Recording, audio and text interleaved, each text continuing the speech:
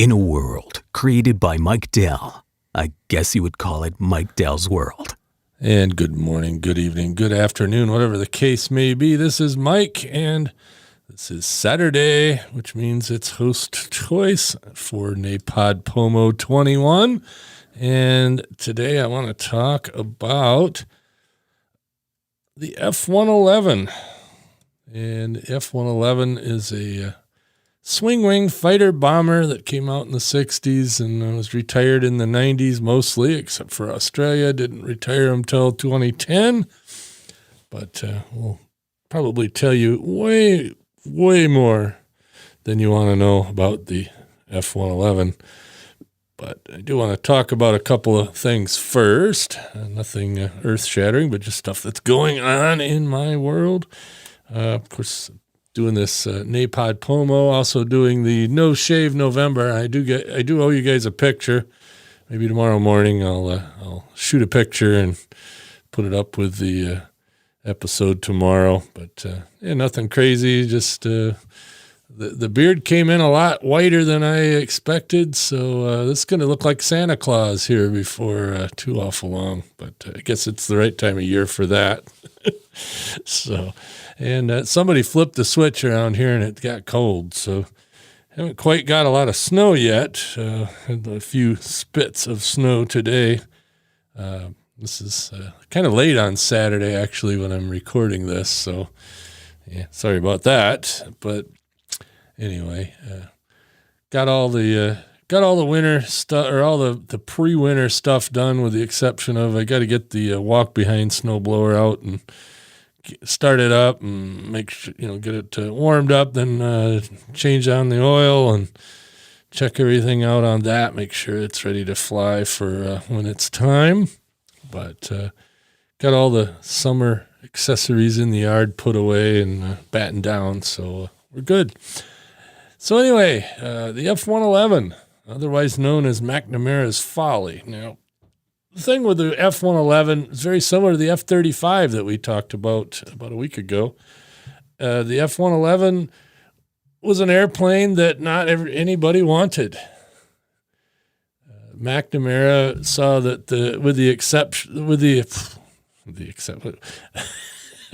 See, I don't have an editor for this show, so you're just going to have to put up with me stumbling and bumbling. Of course, you knew that.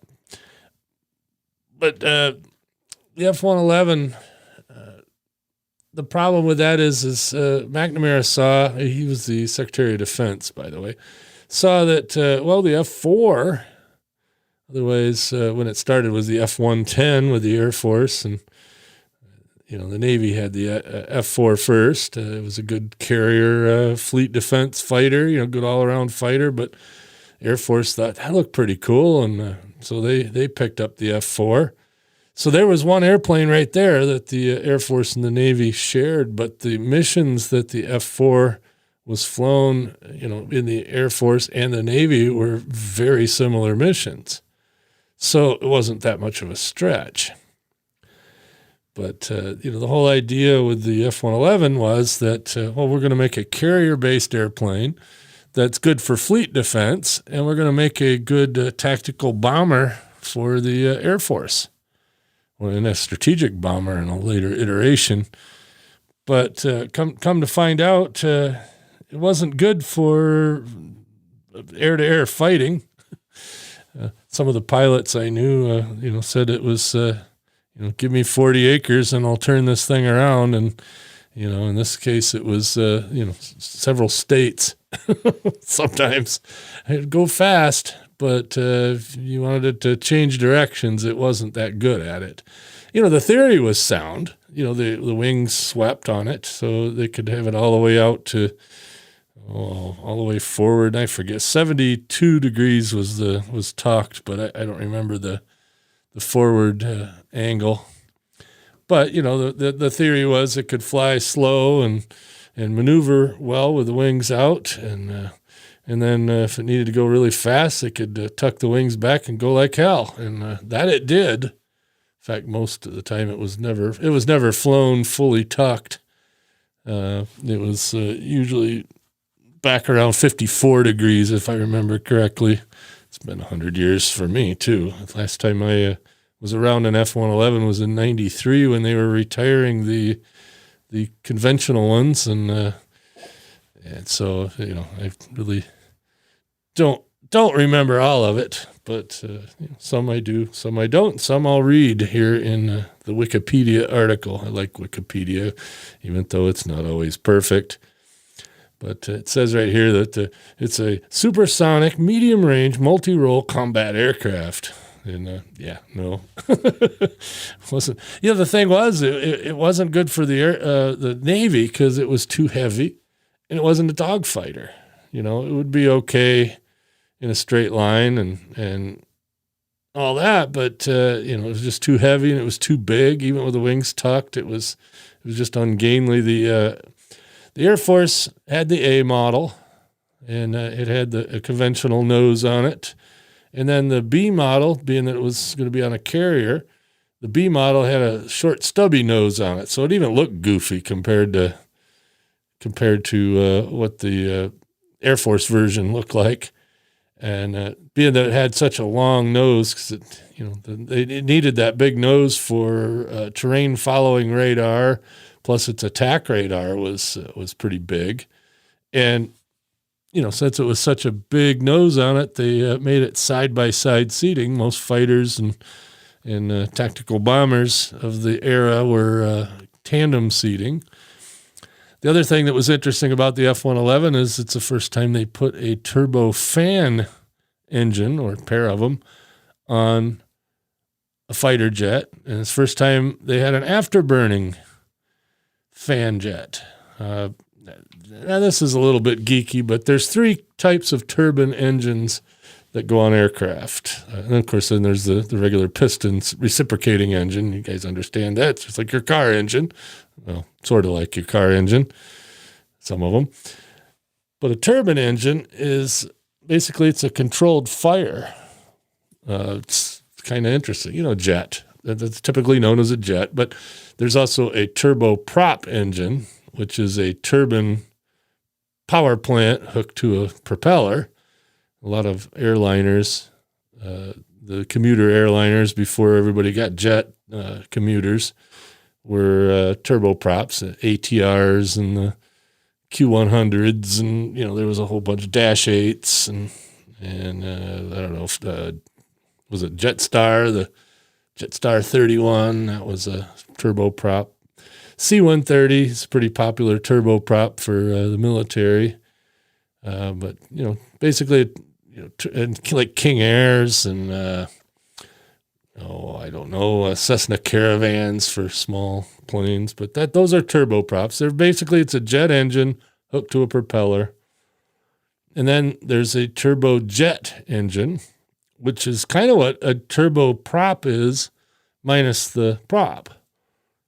Turbojet is the jet propulsion section, so it's got a compressor and all that, and all the thrust comes from burning of the fuel, not from a fan or a prop. And a turbofan is kind of a turboprop stuck in a tube, so it has a turbojet power plant. That's probably not the right term, but the actual engine part of it is a lot smaller than what you see. So like if you look at an airliner, you see they got huge, big old fan blades in the front of that engine. And, it's inside of a duct, but the actual power plant part of it is much smaller and kind of behind all those fans. And that's what the turbojet versus a turbofan. Well, anyways, first time they used turbofan engines with an afterburner. An afterburner is basically just where they dump a bunch of fuel in and it kind of acts like a rocket. I mean, that's the gist of it, but it adds a whole lot more thrust when needed. You can't use it very long because, again, it'll run out of fuel fairly quickly. But anyway, back to the F-111. That was one of the first things that it did differently. Of course, the sweep wings were different. The side-by-side seating was different. Also, it didn't have ejection seats like most fighters and bombers have. It had an ejection capsule. The whole cockpit came loose and was pushed up by a rocket, and then it could come down and had flotation and all that. So basically there was no ejection seat. It was the whole cockpit took off. It was a capsule system. And it worked pretty well, actually. In actual use, it saved a lot of guys. Not everybody, but did pretty good. Of course, the seats don't have 100% capability either. But at first, it was 0-0 capability. They could be sitting on the ground and it would go off. But it also had flotation. Something interesting we learned in school about it. If you ever ejected and landed on water and the capsule was leaking, there was a pin on the control stick. You could pull it out and put it in a different hole and then use it as a bilge pump. I don't know if that was ever used, but it's an interesting capability. But we'll go through the different models. The A model was, went active in 1967. First flew in 1964. Right around the same time, they were building the F-111C model. The C model was Australian export, so they were going to send those to Australia. And then they had the F-111B for the Navy. And they only made, let's see here. Doesn't say in the article how many they made of the B models, but I want to say it was somewhere 18 or 20 of them. Only one still exists that I know of, and it's not even in a museum. I think it's sitting out in at China Lake in a bombing range. But I may be wrong. There might be a B model somewhere. If you know about it, let me know. There's quite a few of them on sticks at various places. But the A model was the first one, and they made probably about 100 and something of them. And the funny thing was all the different iterations of the F-111 all sort of ran about the same time. They started retiring them in 1993, and were completely retired from U.S. service in 1998. So, there was a little bit of, a couple of the models stuck around a little longer than the A's. But anyway, the A models came out in 1967, and they were originally stationed in Las Vegas, Nevada, Nellis Air Force Base.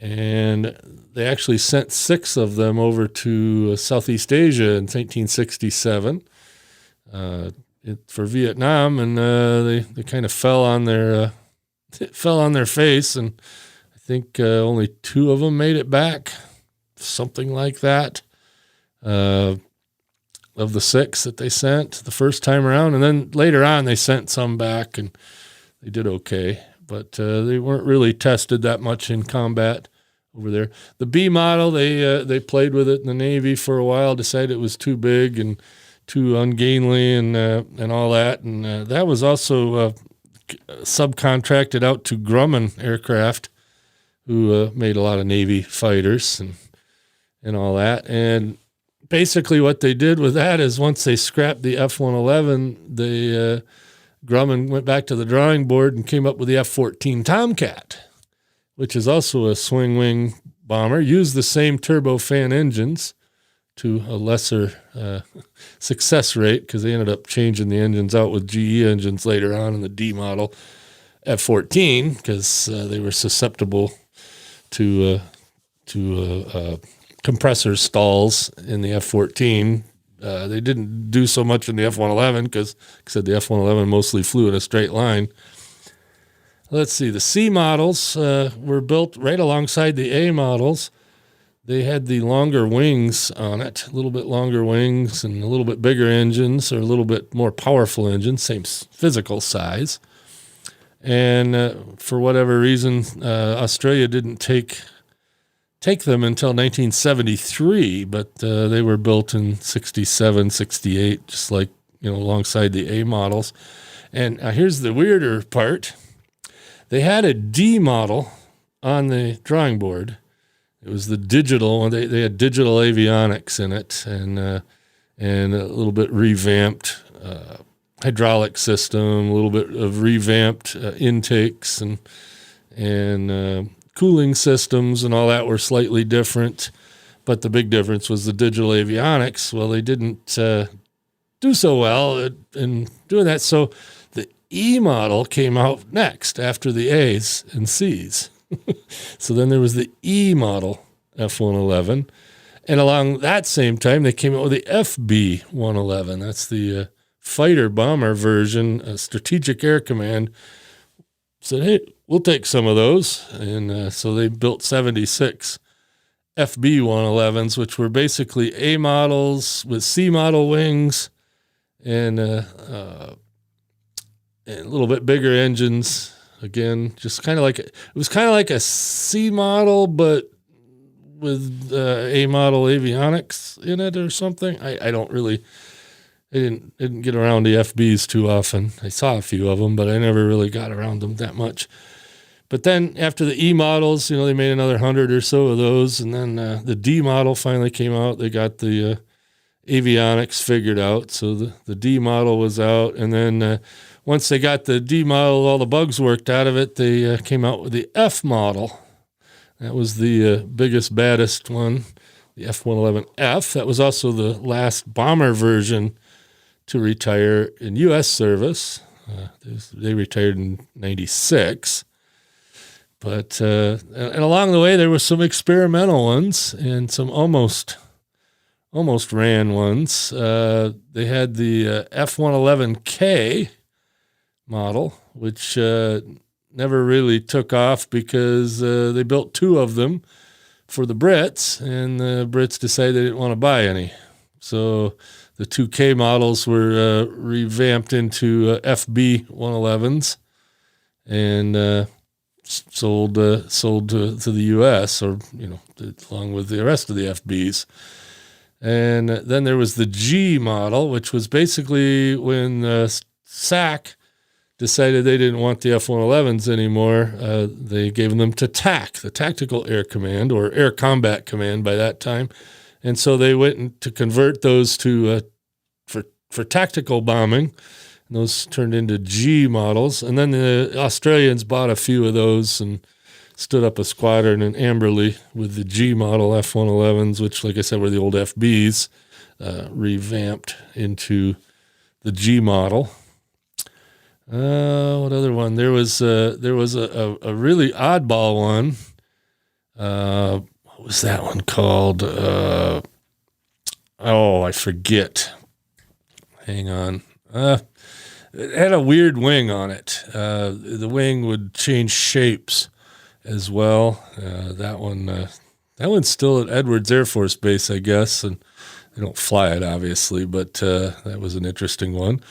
And I'm going to stick with the conventional ones. There was an idea to make the F-111, the FB-111G, I think is what it was called. Yeah, FB-111G. This was before the F-111G. And it was supposedly a slightly bigger version of the F-111. It was going to be like 1/3 the size bigger than that, and have bigger engines and all this. And then they changed it to the FB-111H. And they were supposed to have the F-101 turbofan engines from General Electric, and it would have been 12-foot, 8 inches longer fuselage, different intakes, landing gear moved outward. And it was just it was like a complete redesign, and really it ended up being the B1, which is sort of the King Daddy F-111, the B1B or B1A, B1B, but interesting. And then the other oddball version was the EF-111A, the Electronic Combat Aircraft. That one had a nickname right from the beginning called the Raven. And I happened to be at the base that those came in. We sent off 42 F-111As to Grumman, actually, and they came back as EF-111As. So it was one of the first 42 airplanes got changed into Sparkvarks, as we called them, or the Raven. Oh, here's that weird one. The AFTI, it was called, and that was the F-111 that had the weird shaped wings that they tested out with NASA. And yeah, pretty interesting airplane. I don't know. There's just a lot of stuff I remember about it that then again may not be all that interesting. But one of the interesting things with the F-111 community was that there were only probably 7 or 8 bases you could go to that had them. There was 2 bases in England. They had RAF Lakenheath in Suffolk. They had F-111Fs when they had F-111s. Then there was Upper Hayford, England. It had F-111E models and EF-111As. So they had half of the EF-111As. Mountain Home Air Force Base had the F-111Fs originally, but then when they switched to England, they got the A's from Las Vegas, and Las Vegas didn't have any. In fact, we were the fighter weapons school for the F-111 was up at Mountain Home, and they'd have to go quarterly down for what's called a checkered flag exercise at Nellis, where the students did their graduation flights, so it was pretty cool. So we got to go to Vegas quite a bit. Let's see. Cannon Air Force Base, New Mexico was kind of the F-111 mecca there at the end, but originally they got the D models, the digital ones. And of course, Mountain Home, Idaho got the A's and the EFs. Then there was Pease Air Force Base, New Hampshire, and what was the other one? There was 2 of them out east, one in New Hampshire, one in New York. Plattsburgh, New York, and Pease, New Hampshire had the FB-111s for SAC. And, that was basically where they were stationed. There was not a lot of places now in Australia. It was just Amberley, I think. Somebody from Australia, correct me on that. But I believe it was just Amberley that had F-111s. It was number 1 squadron and number 6 squadron, if I remember correctly. And later there towards the end, they had the G models as well at Amberley. I think that was a number 6 squadron. And also the Australians came up with the RF-111C, which was a reconnaissance plane, but I think most of them could do it. I think it was just a pod that they put on, but I don't know. Again, the Aussies, correct me on that. It's been too long. But and then there was a couple other places that you could possibly work on them. McClellan Air Force Base in California, which was the major depot for the F-111. So that's where they went for major overhaul and whatnot. So they had a small squadron there, for test flyers and deliveries and whatnot. And then we had operational test and other flight testing, of course, was done in Edwards Air Force Base. And they had a couple F-111s there, not only the ones that they tested on, but they also had a few of them for chase planes because they were probably the fastest thing around, fastest conventional airplane around that could keep up with some of the crap they were doing at Edwards. And then, of course, at Eglin Air Force Base in Florida, which I was also stationed at, the test wing down there, we had EF and OT for operational tests, and we had E model and an F model. I think maybe 2 E models at one time. We had one in the museum down there, too. So I don't know what the story was behind that one, but so we had a couple of them down there. But that was really the only places you could be stationed with the F-111s, at least, full time. I believe Carswell, New Mexico had them at one point. Someplace in Texas, right near where they were built, Fort Worth, Texas. I'm sure there was some stuff going on there at one time when they were building them. But, yeah, they're a kick-butt airplane, I'm telling you. They were They were pretty fast. In fact, I don't know as there was an actual upper limit of what the F-111 could do speed-wise. I think it was all temperature-based, skin temperature. If it started melting, then pull back on throttles a little bit. I don't know. It was, like I said, it was fast. Said the Navy just didn't like the thing, and that's how they ended up with the F-14. When the F-111s were retired, the normal fighter bomber ones, the F-111 was replaced by the F-15E Strike Eagle, which can do pretty good. That was the problem. The Air Force really didn't have a use for it either until they figured out what it was good at. And what it was good at was interdiction. And what interdiction is killing stuff on the ground before it can fly up and bite you.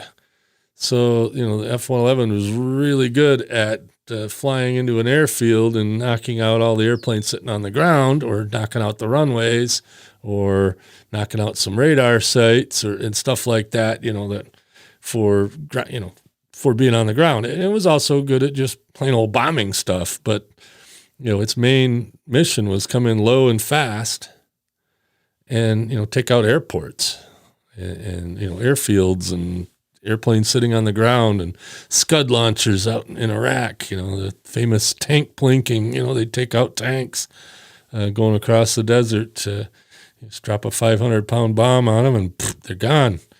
It's kind of amazing how that worked. But, it was an airplane looking for a job.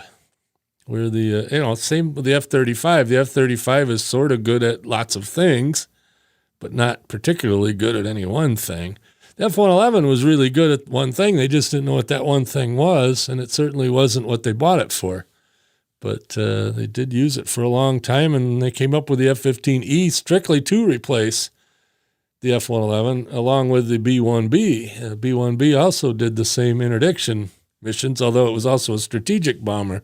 The B-1 originally was only going to be a nuke bomber, but now for conventional warfare, they use it the same way they used the F-111. So pretty cool. The last F-111 was retired in the U.S. was 1998. It was the EF-111, and they got replaced by, at first EA-6B Navy airplanes. And then now the F-18G Growler has that mission. And there's still not F-111, there's still U.S. Air Force electronic warfare officers flying with the Navy on the G Growlers, the F-18G Growlers. And they're still part of the 390th Electronic Combat Squadron, which was the squadron at Mountain Home Air Force Base that first accepted the EF-111s into service back in 1981. So that squadron still exists, but it's basically a bunch of backseaters for the F-18G Growler flying on Navy airplanes. So kind of a interesting twist there. So there's a lot of Air Force guys riding around in the back seats of Navy airplanes to do the electronic combat mission that the EF-111 used to do. The last F-111 ever to fly was December in 2010, and the Australians retired their airplanes finally, and sadly, most of them got dismantled and buried in a landfill in Australia. There's a lot of sad pictures of that on the interwebs. If you look up F-111 burial ground, you'll see it. Where a whole bunch of them were buried. But so the airplane was nicknamed Aardvark, but not during its lifetime in service. It was actually named Aardvark on its retirement flight. That was when the Air Force officially named it the Aardvark. And the Aussies called it the Pig because, in the Afrikaans language, Earth Pig was the same as Aardvark. And so the Aussies just called them pigs. We called them pigs because they were maintenance nightmares, but That's a whole nother, or the other name we used to call them, the F Wonder Lemon, because, it'd fly for 2.5 hours and then be in maintenance for 6 or 7, at least. Anyway, well, that's it. Like I said, it's my favorite airplane. I think I talked about it back on episode 111, but you know how it is. But interesting just the same. And I think it's one of the more beautiful airplanes that came out of the Century series. Most of those airplanes were kind of fugly. But that one just was real sleek, especially with its wings back and everything up. It just looked cool. And like I said, it was fast. All right, with that, we'll catch you tomorrow. I'm going to do an episode about ham radio. I don't know exactly what, but I think we'll do the nets and schedules, and I do have a recording of at least the beginning of a couple of nets, so that ought to be, I don't know about fun, but anyway, catch you then.